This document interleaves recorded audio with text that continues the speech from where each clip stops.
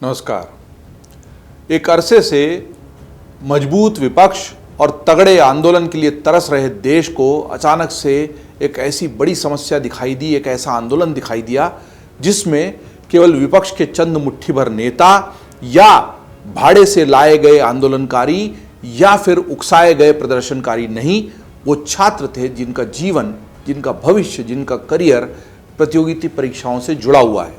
जी हाँ, NEET PG का मामला जो था, वापस से नीट पीजी परीक्षा तो हो गई, लेकिन मुद्दा ठंडा नहीं पड़ा है। मुद्दा ठंडा इसलिए नहीं पड़ा कि जब सर्वोच्च न्यायालय के सबसे बड़े न्यायाधीश जनता को, कुछ लोगों को, कुछ पत्रकारों को कॉकरोच की संज्ञा दे देते हैं, तो उसी से, उस विचार की कोख से जन्म लेती है कॉकरोच जनता पार्टी।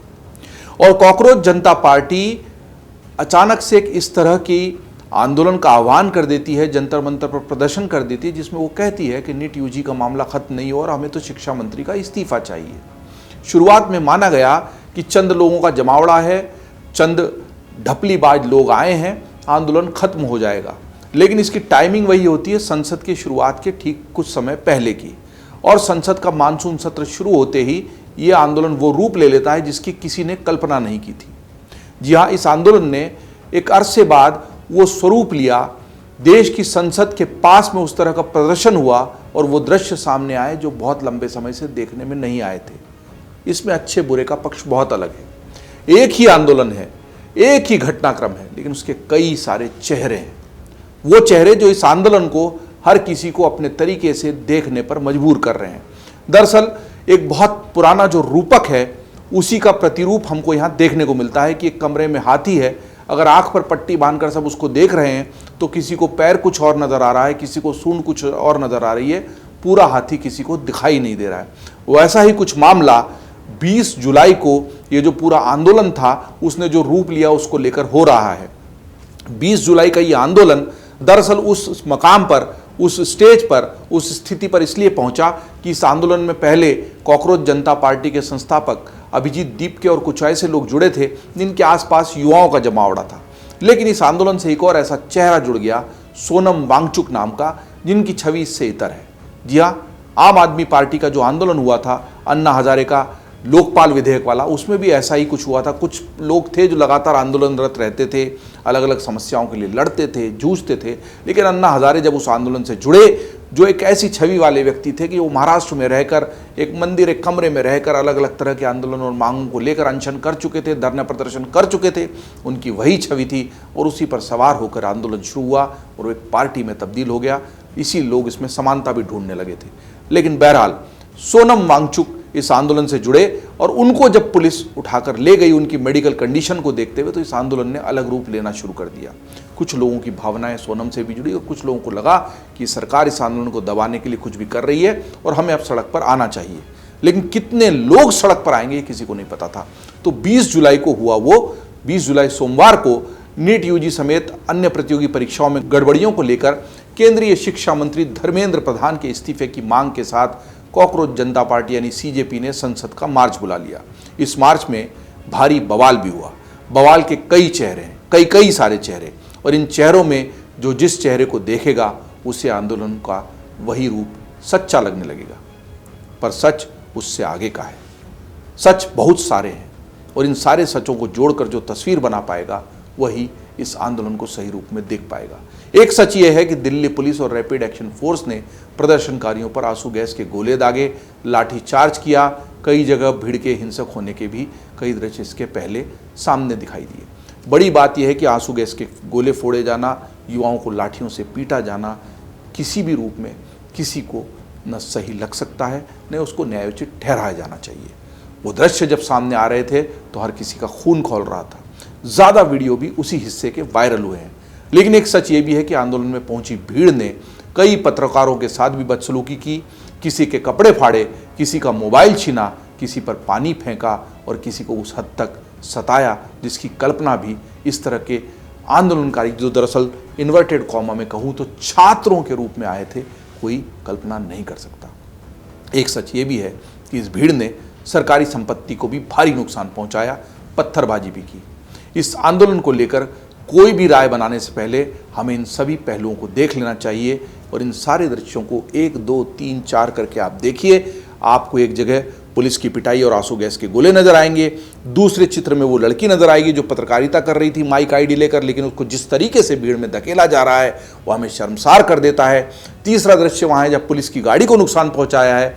चौथा दृश्य वहाँ है जहाँ पर रिजर्व पुलिस फोर्स के लोगों को और पुलिस के जवानों को दौड़ा दौड़ा कर पीटा जा रहा है, ज़मीन पर पटका जा रहा है। चौथा दृश्य वो भी है जहाँ पर एक टीवी चैनल के पत्रकार को पानी डालकर लात घूंसे मारकर प्रताड़ित किया जा रहा है, उसका मोबाइल भी छीन लिया, उसकी घड़ी भी छीन ली।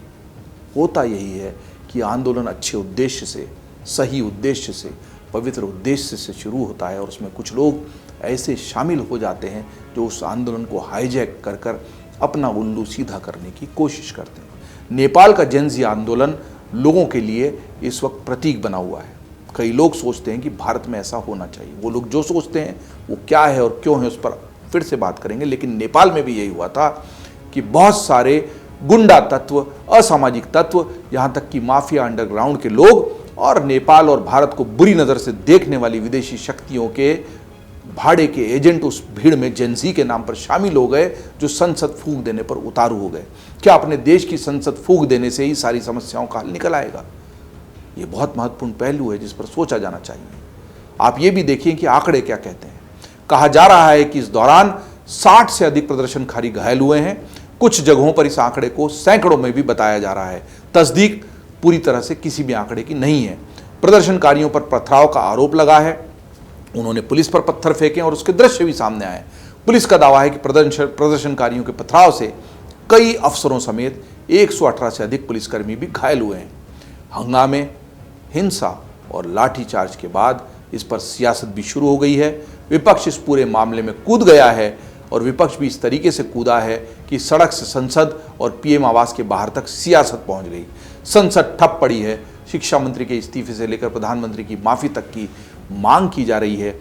महत्वपूर्ण बात है कि आंदोलन का तवा गर्म हो चुका है और हर कोई उस पर अपनी रोटी सेकना चाहता है। मज़े की बात यह है कि जो लोग आंदोलन से दूरी बनाने की और आंदोलन को समर्थन न देने की बात कर रहे थे, वो भी अलग अलग तरीके से इस आंदोलन में अपनी उपस्थिति, अपनी भूमिका साबित करने की कोशिश कर रहे हैं।